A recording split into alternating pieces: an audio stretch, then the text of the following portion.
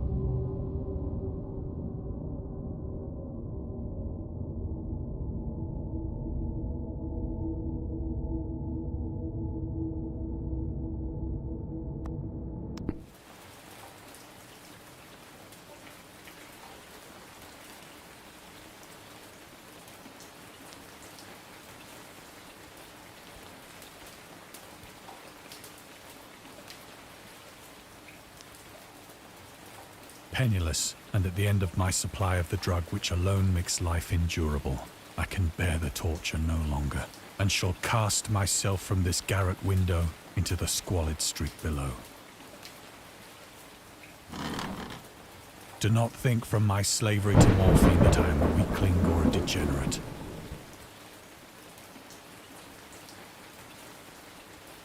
When you have read these hastily scrawled pages, you may guess, though never fully realize, why it is that I must have forgetfulness or death.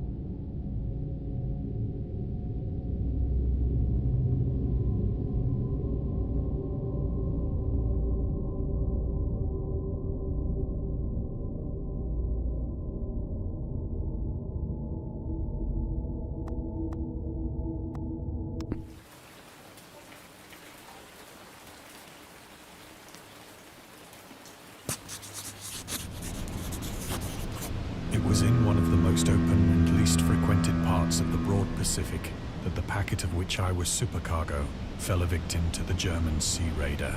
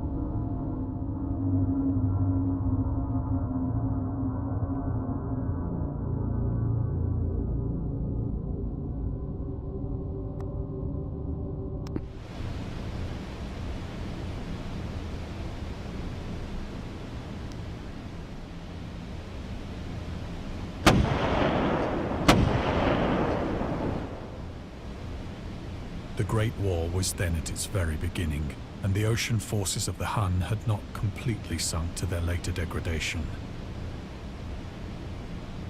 So that our vessel was made a legitimate prize, whilst we of her crew were treated with all the fairness and consideration due us as naval prisoners.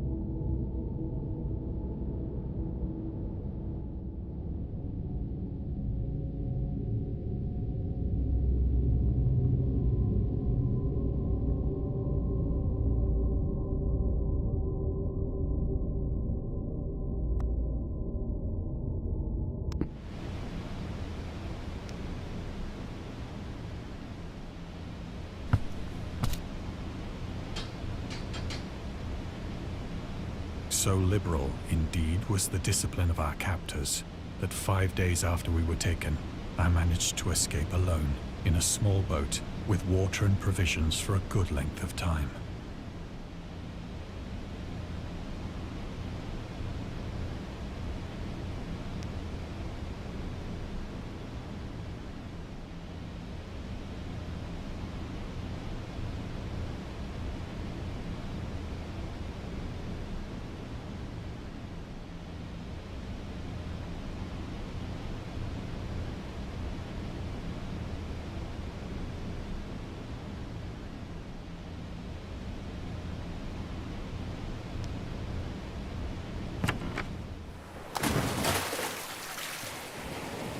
When I finally found myself adrift and free, I had but little idea of my surroundings.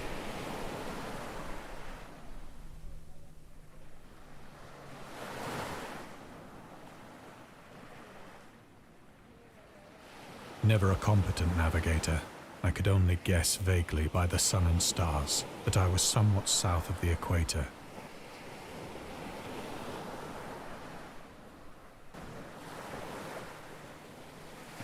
Of the longitude, I knew nothing, and no island or coastline was in sight.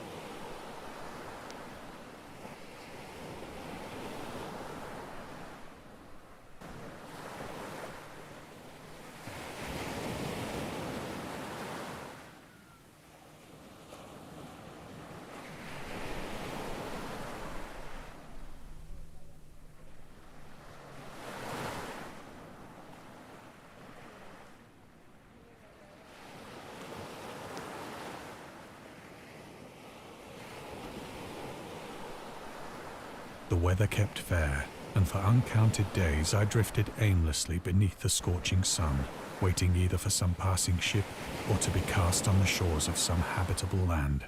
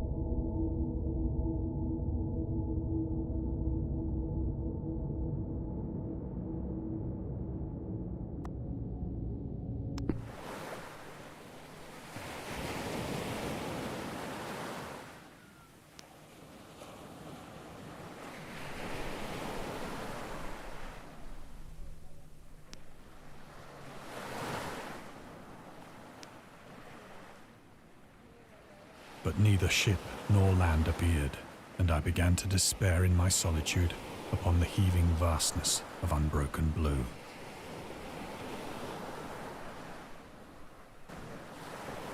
The change happened whilst I slept.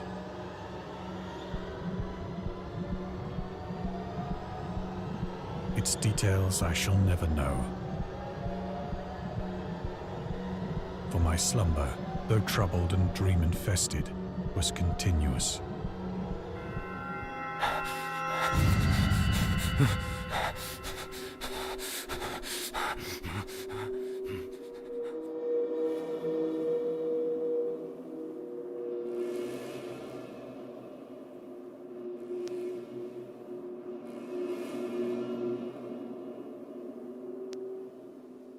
When at last I awoke, it was to discover myself half sucked into a slimy expanse of hellish black mire, which extended about me in monotonous undulations as far as I could see.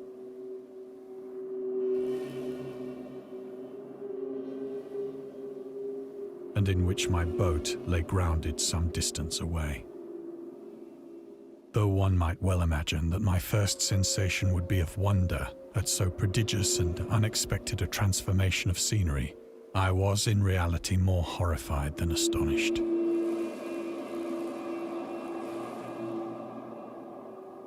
For there was in the air and in the rotting soil a sinister quality which chilled me to the very core. The region was putrid with the carcasses of decaying fish and of other less describable things which I saw protruding from the nasty mud of the unending plain.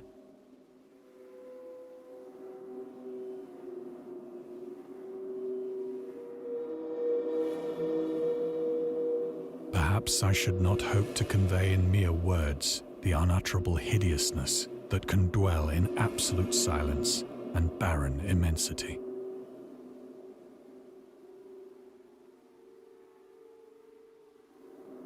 There was nothing within hearing, and nothing in sight, save a vast reach of black slime. Yet the very completeness of the stillness and the homogeneity of the landscape oppressed me with a nauseating fear. The sun was blazing down from a sky which seemed to me almost black in its cloudless cruelty, as though reflecting the inky marsh beneath my feet.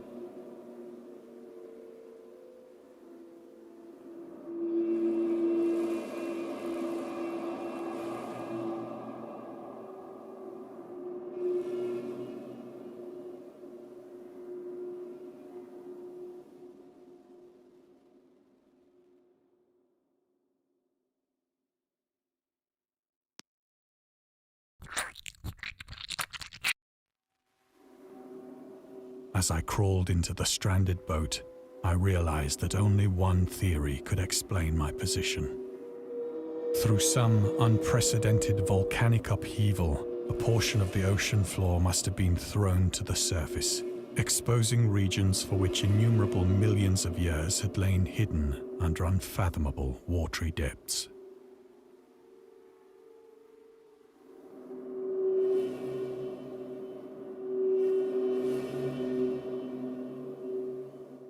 So great was the extent of the new land which had risen beneath me that I could not detect the faintest noise of the surging ocean, straining my ears as I might.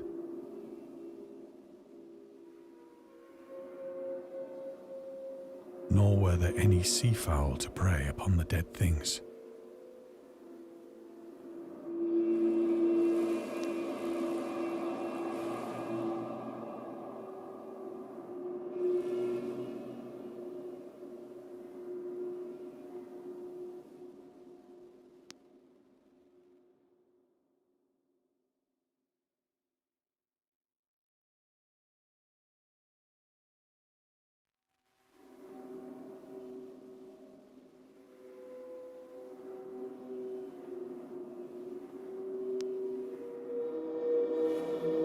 For several hours I sat thinking or brooding in the boat, which lay upon its side and afforded a slight shade as the sun moved across the heavens.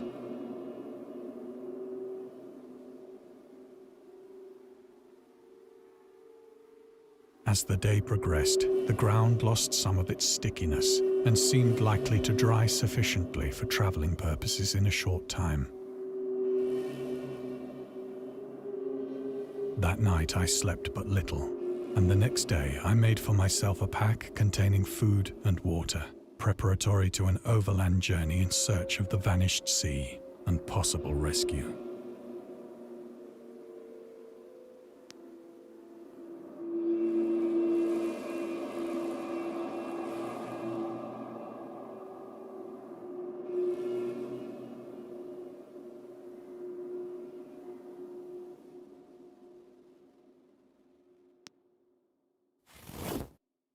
On the third morning, I found the soil dry enough to walk upon with ease. The odor of the fish was maddening, but I was too much concerned with graver things to mind so slight an evil, and set out boldly for an unknown goal.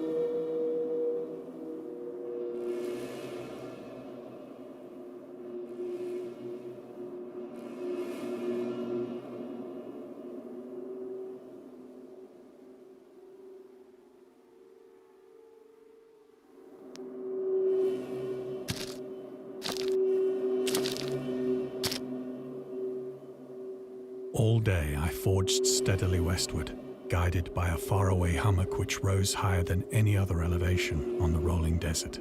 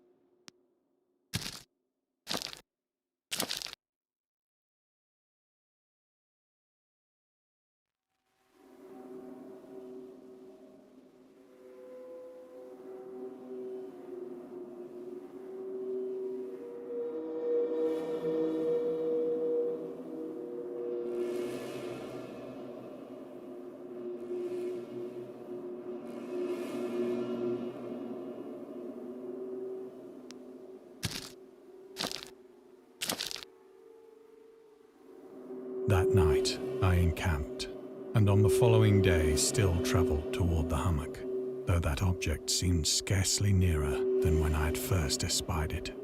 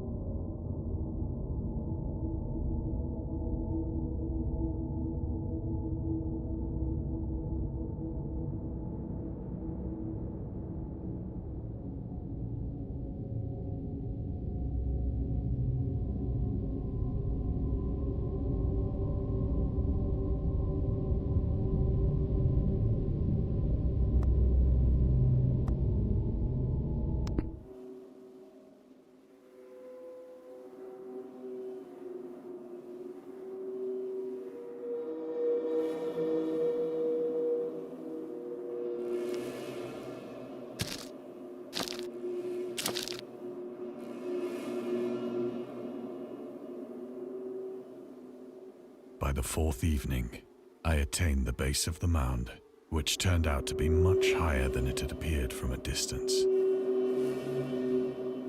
An intervening valley setting it out in sharper relief from the general surface.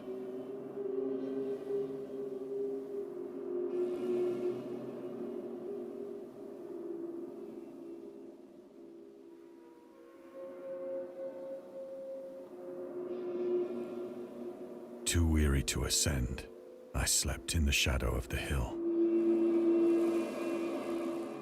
I know not why my dreams were so wild that night, but ere the waning and fantastically gibbous moon had risen far above the eastern plain,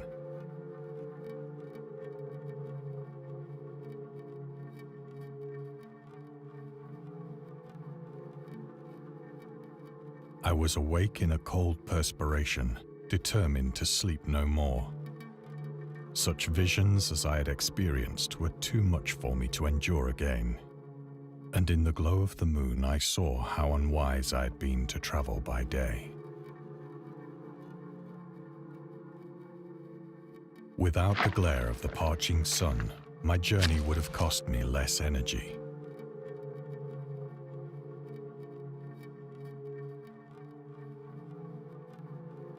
Indeed, I now felt quite able to perform the ascent which had deterred me at sunset.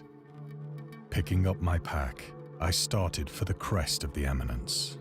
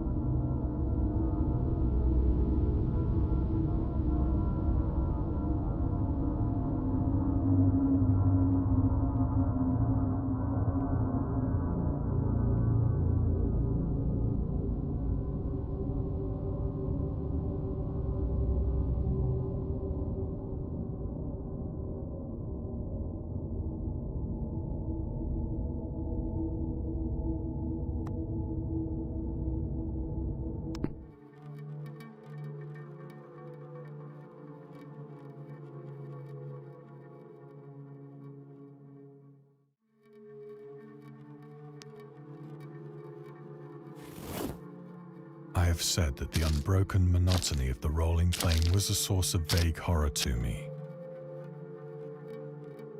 But I think my horror was greater when I gained the summit of the mound and looked down the other side into an immeasurable pit or canyon, whose black recesses the moon had not yet soared high enough to illumine. I felt myself on the edge of the world, peering over the rim into a fathomless chaos of eternal night. Through my terror ran curious reminiscences of Paradise Lost and of Satan's hideous climb through the unfashioned realms of darkness. As the moon climbed higher in the sky, I began to see that the slopes of the valley were not quite so perpendicular as I had imagined.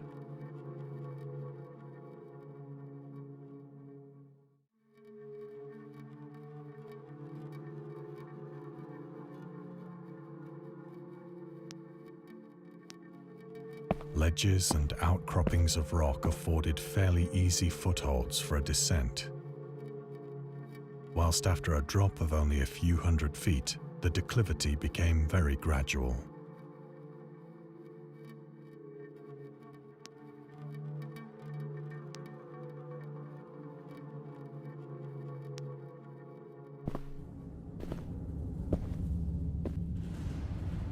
Urged on by an impulse which I cannot definitely analyze, I scrambled with difficulty down the rocks and stood on the gentler slope beneath, gazing into the Stygian deeps, where no light had yet penetrated. All at once, my attention was captured by a vast and singular object on the opposite slope, which rose steeply about 100 yards ahead of me. An object that gleamed whitely in the newly bestowed rays of the ascending moon.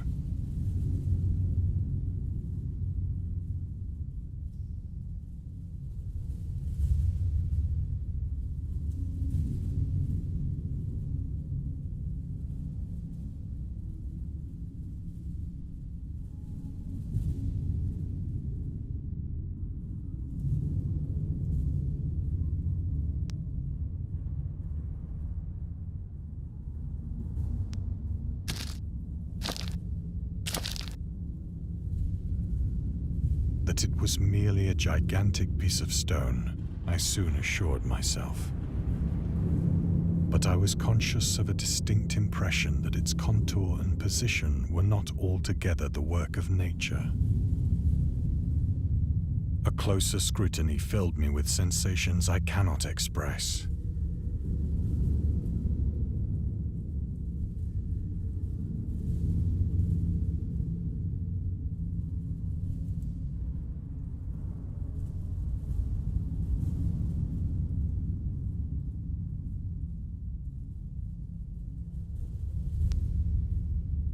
for despite its enormous magnitude and its position in an abyss which had yawned at the bottom of the sea since the world was young, I perceived beyond a doubt that the strange object was a well-shaped monolith, whose massive bulk had known the workmanship and perhaps the worship of living and thinking creatures.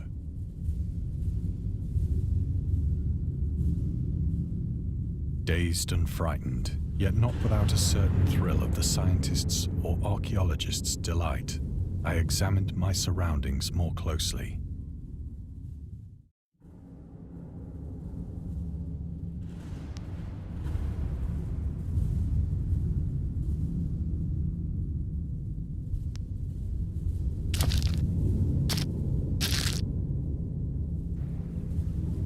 The moon, now near the zenith, shone weirdly and vividly above the towering steeps that hemmed in the chasm,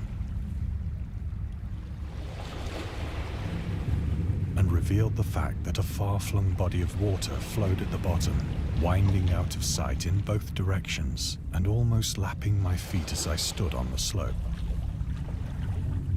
Across the chasm, the wavelets washed the base of the Cyclopean monolith, on whose surface I could now trace both inscriptions and crude sculptures.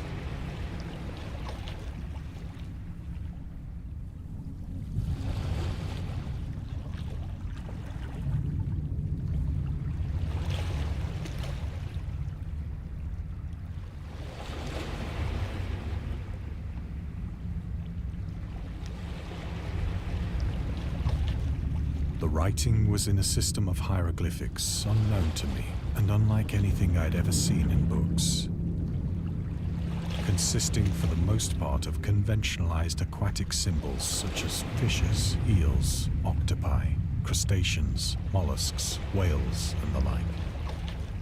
Several characters obviously represented marine things which are unknown to the modern world, but whose decomposing forms I had observed on the ocean-risen plain. It was the pictorial carving, however, that did most to hold me spellbound.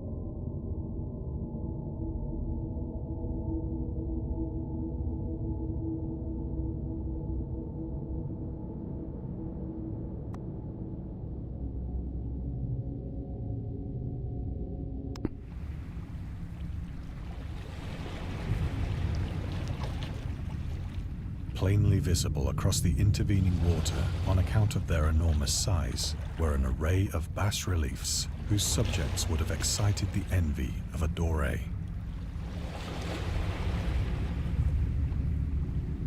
I think that these things were supposed to depict men, at least a certain sort of men,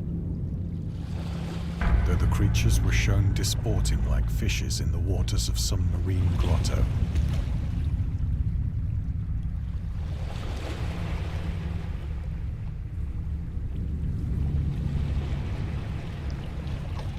Or paying homage at some monolithic shrine which appeared to be under the waves as well. Of their faces and forms I dare not speak in detail, for the mere remembrance makes me grow faint. Grotesque beyond the imagination of a Poe or a Bulwer.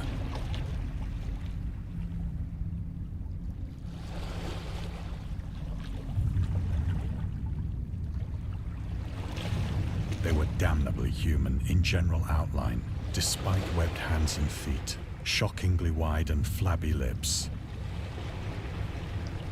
glassy, bulging eyes, and other features less pleasant to recall. Curiously enough, they seem to have been chiseled badly out of proportion with their scenic background. For one of the creatures was shown in the act of killing a whale, represented as but little larger than himself.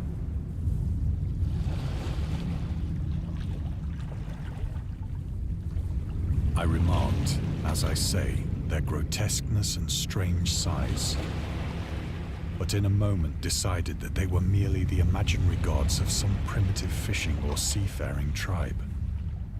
Some tribe whose last descendant had perished eras before the first ancestor of the Piltdown or Neanderthal man was born.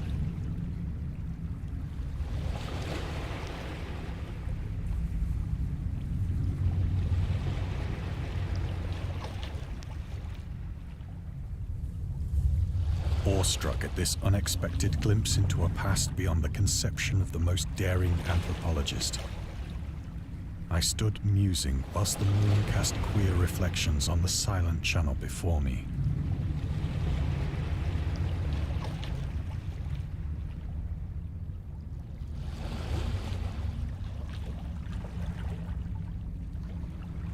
Then, suddenly, I saw it.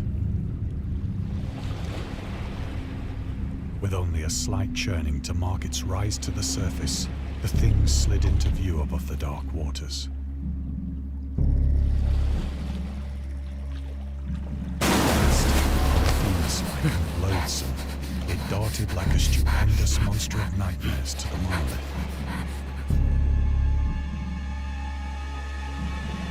About which it flung its gigantic scaly arms, while it bowed its hideous head and gave vent to certain measured sounds.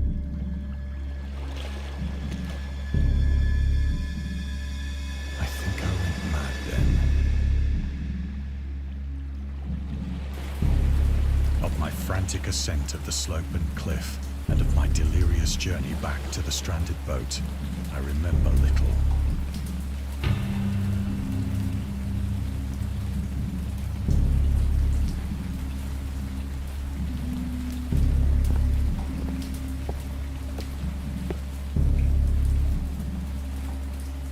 I sang a great deal and laughed oddly when I was unable to sing.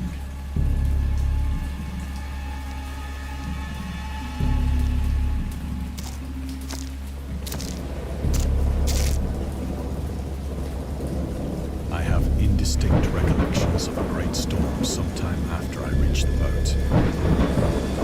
At any rate, I know that I heard pearls of thunder and other tones which nature utters only in her wildest moods.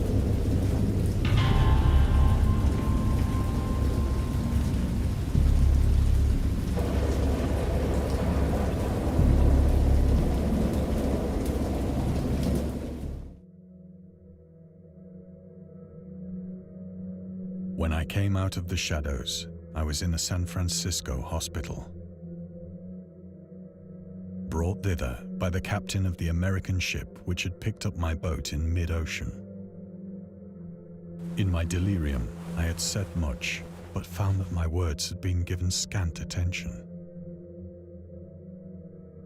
Of any land upheaval in the Pacific, my rescuers knew nothing. Nor did I deem it necessary to insist upon a thing which I knew they could not believe.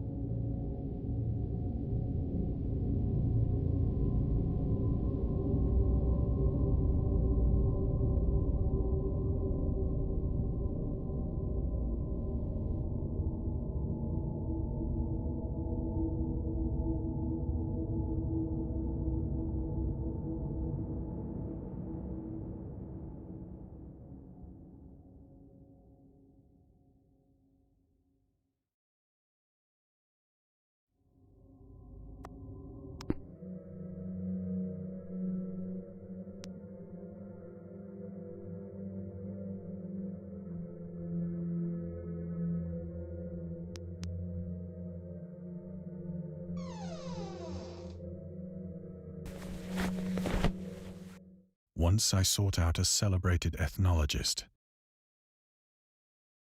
and amused him with peculiar questions regarding the ancient Philistine legend of Dagon, the fish god.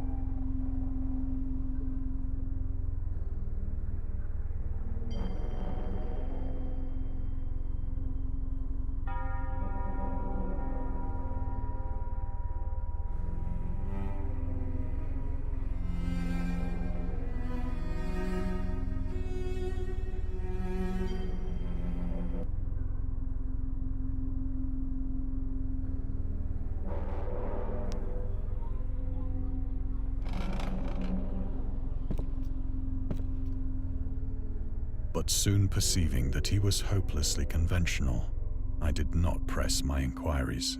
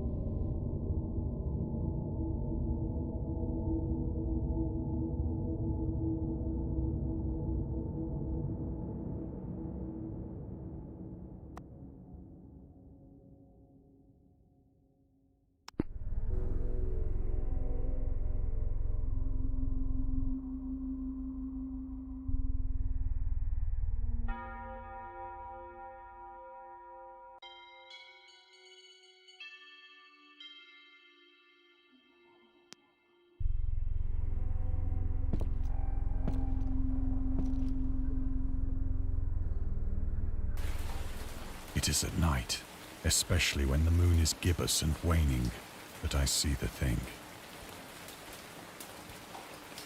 I tried morphine, but the drug has given only transient surcease and has drawn me into its clutches as a hopeless slave. So now I am to end it all, having written a full account for the information or the contemptuous amusement of my fellow men.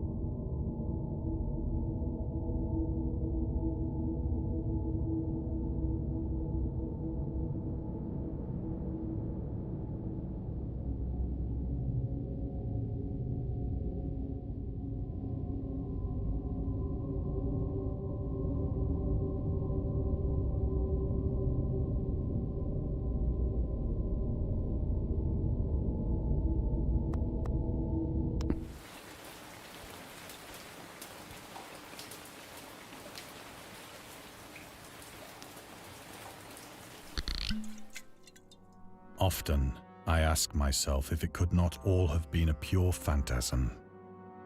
A mere freak of fever as I lay sun-stricken and raving in the open boat after my escape from the German man-of-war. This I ask myself, but ever does there come before me a hideously vivid vision in reply.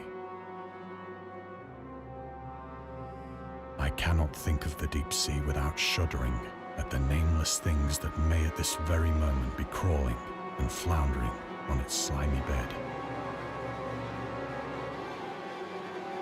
worshipping their ancient stone idols and carving their own detestable likenesses on submarine obelisks of water-soaked granite.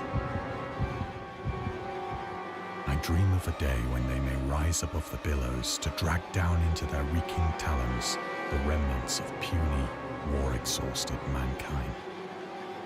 Of a day when the land shall sink and the dark ocean shall ascend amidst universal pandemonium.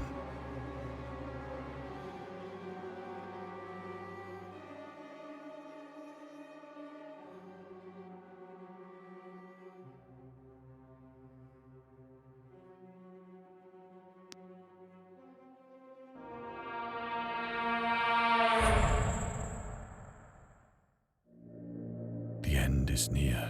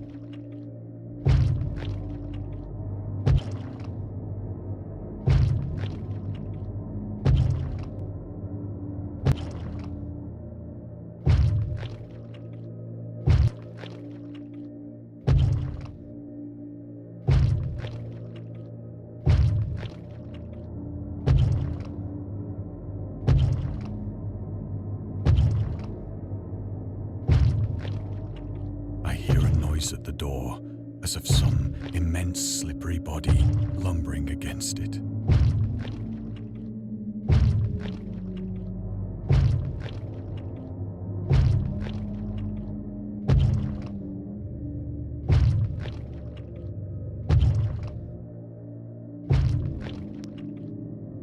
It shall not find me.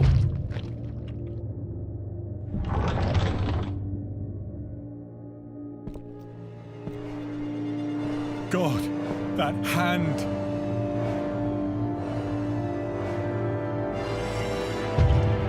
The window! The window!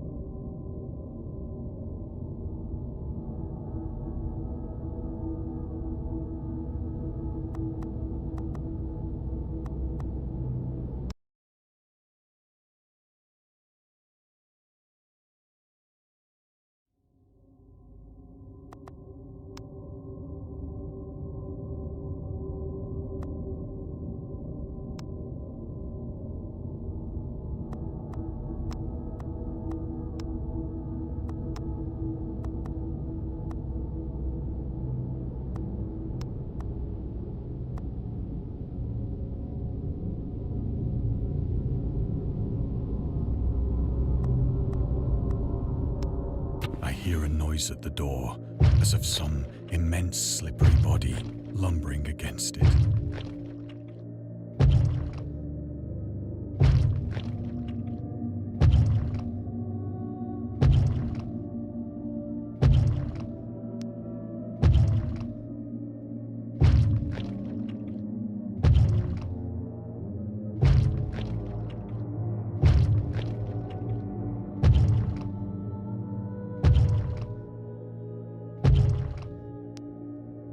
It shall not find me.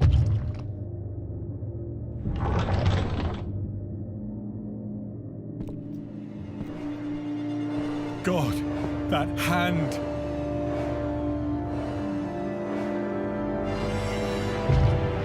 The window! The window!